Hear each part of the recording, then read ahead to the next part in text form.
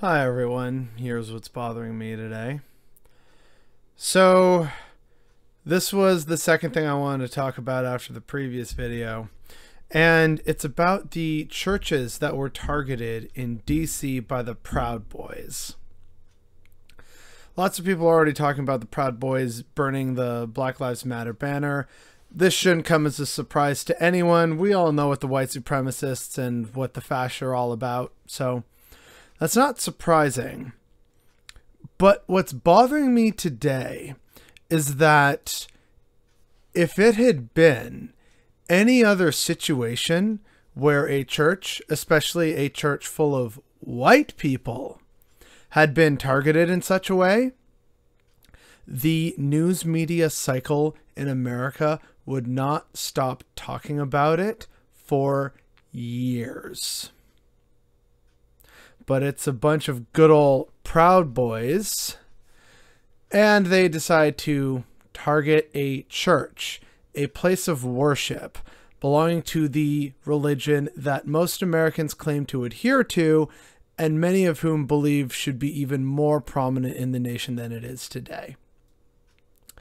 And yet this church, in fact, I think there were two churches, were targeted by Proud Boys and harassed and vandalized.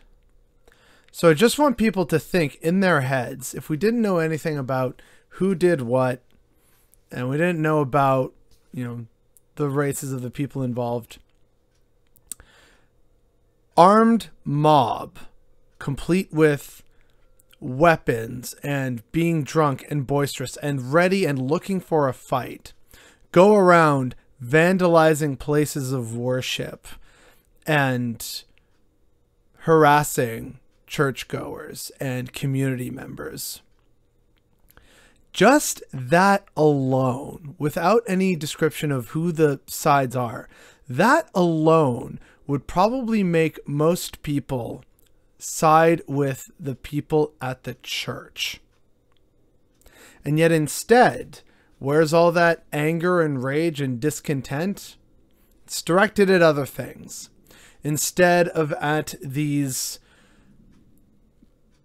crybaby, wannabe tough, gotta get into a gang war about everything Proud Boys, harassing their fellow Americans and Christians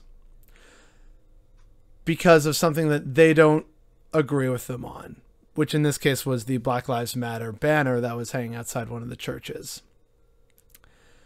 But, if it had been any other group, any other religion or race that had, done the targeting, and if it had been a bunch of white people in that church, the level of coverage that this would be getting would be tremendously higher than it currently is. It's just more proof that America has a deep racism problem, and yet people are unwilling to confront it. And there are probably many people out there saying this isn't about race, it's about BLM and how it's actually terrible for a variety of reasons. I swear I'm not racist, etc., etc. This is just another in a long line of offenses that black and brown people have had to deal with for eternity, but it's just seen an uptick during the Trump presidency. And now, here we are, sitting on the opposite end of this latest egregious offense. And there haven't been as many calls for these people to, be arrested, face trial, go to jail, face consequences for their action, facing stern rebuke from a lot of, especially conservative Christians.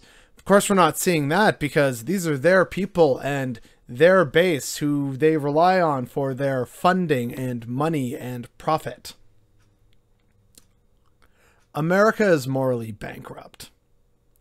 And the Proud Boys are pathetic. And this whole situation is beyond reprehensible. But the fact that it's not getting the attention and the Proud Boys aren't getting the absolute scorn that they rightfully deserve for targeting Christians and a place of worship is absolutely what's bothering me today.